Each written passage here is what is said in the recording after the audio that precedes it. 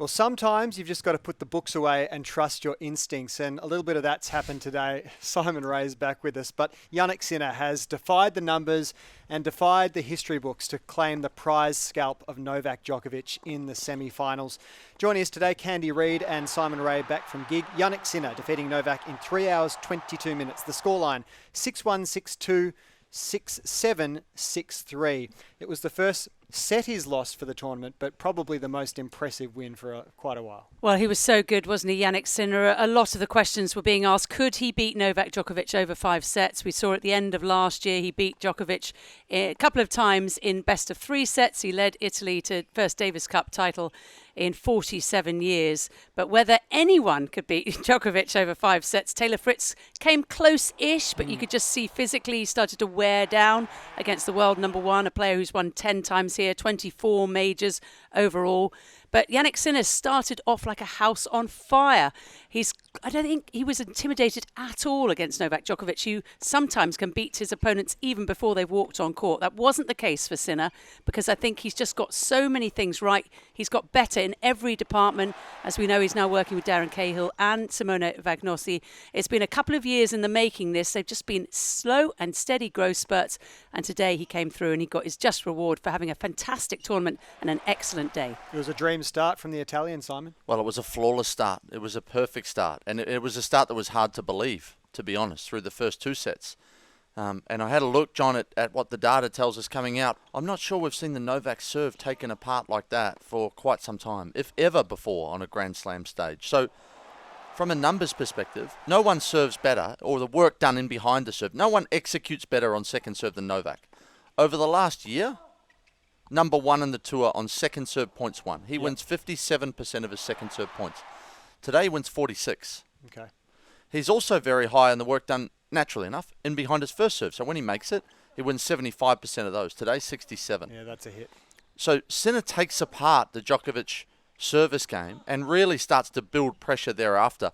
And it wasn't for lack of speed. So one thing that I will call out, Novak so far at the AO comes in averaging 160 k's an hour on second serve. Today it's 167.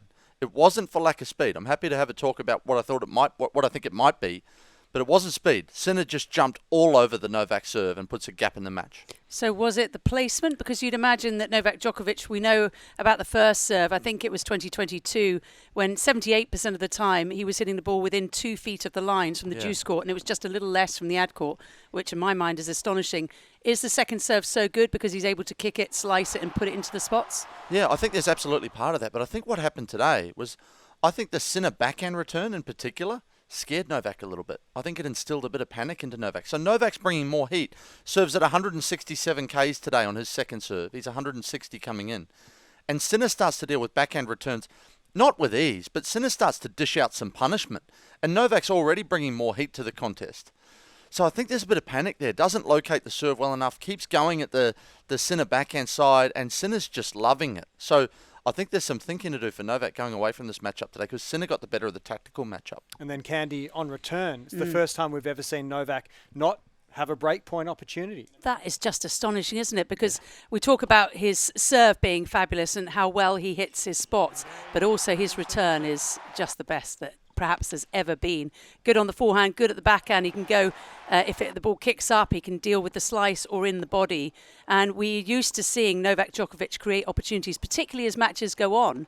But that just wasn't the case. And I think in the crowd, everyone was waiting for the breakthrough, and it never came. And it's all credit to Jannik Sinner, because he just kept plugging away. He's such a calm, cool character, isn't he? Doesn't show highs or lows. Even at the end of the match, he was class personified. And I think that was what's so impressive. There are no holes in the Jannik Sinner game. He proved that at the end of last year. He's been knocking on the door, and today he just strolled through it. Yeah, I think that's absolutely right. And so the final point I wanted to make was the Sinner quality of serving on the other side of the coin was absolutely superb, sublime, and clearly not facing a break point speaks to that.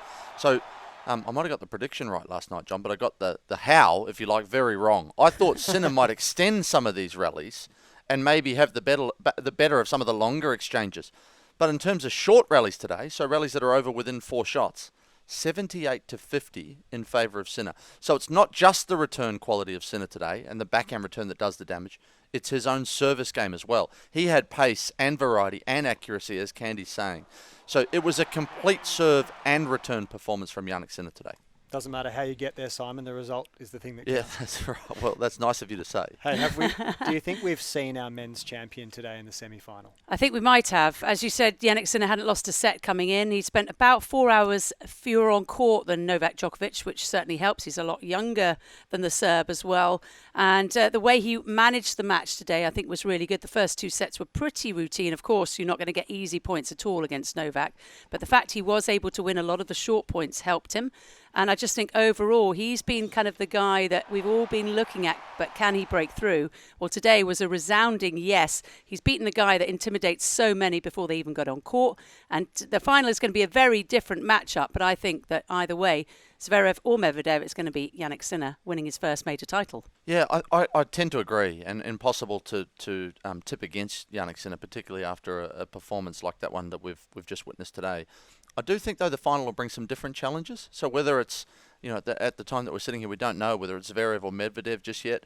I think there's some different dynamics to either one of those two opponents for Sinner. So he probably does go in as the favourite, and he does go in with that expectation and, the pressure that grabbing a hold of the moment now that it's finally arrived creates. And it's not going to be Novak down the other end that he has to dismantle to move past him. So a different dynamic again, but as Candy spoken about, the superb guidance of Darren Cahill and the team to prepare him thoroughly. So absolutely goes in as the favourite in my mind. And just one final thought. The way he celebrated at the end, John, I thought was revelatory, that he didn't really go big, did he, on the celebration?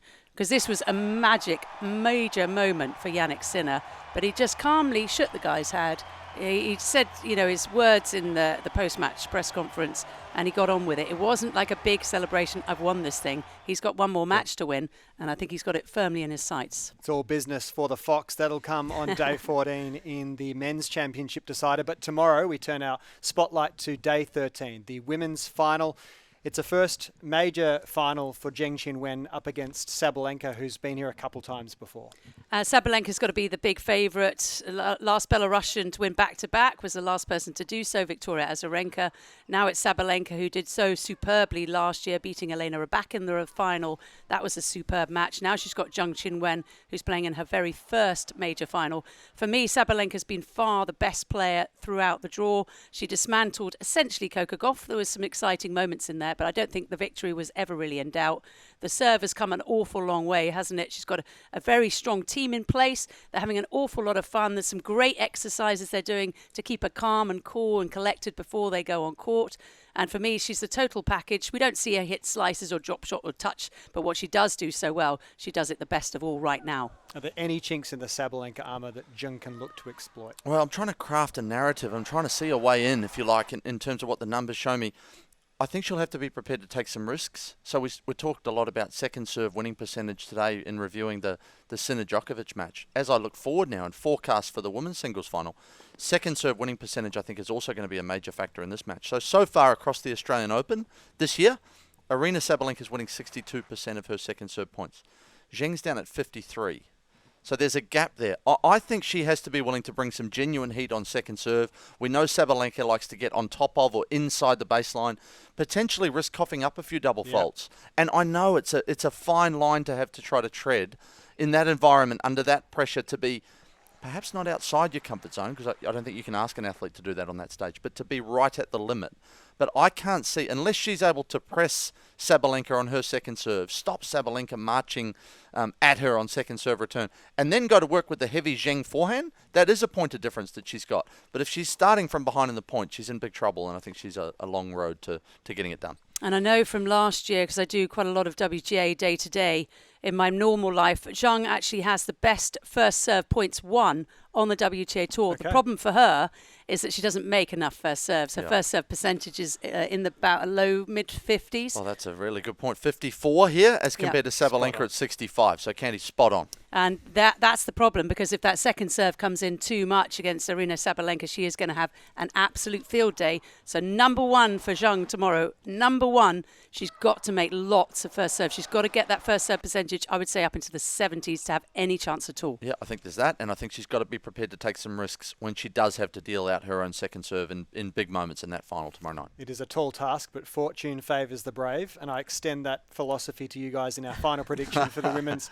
final. Candy, a winner and a scoreline or a set line? At the beginning of the tournament, I have to say I did choose Aryna Sabalenka. She's the only player to have beaten Aryna Sabalenka. That was in the final of Brisbane, one of the warm-ups. So Aryna Sabalenka is out absolutely. Since she was removed, Sabalenka is going to be the winner. Yeah, I think it's going to be Sabalenka. I'm hoping, and I suspect it could be a bit closer than we might think, but it's impossible for me to tip against Sabalenka. The panel is tipping the title defence for the Belarusian. That is all on day 14 of the Australian Open. To hear this episode in full, just search for the AO Show wherever you get your podcasts, and be sure to subscribe.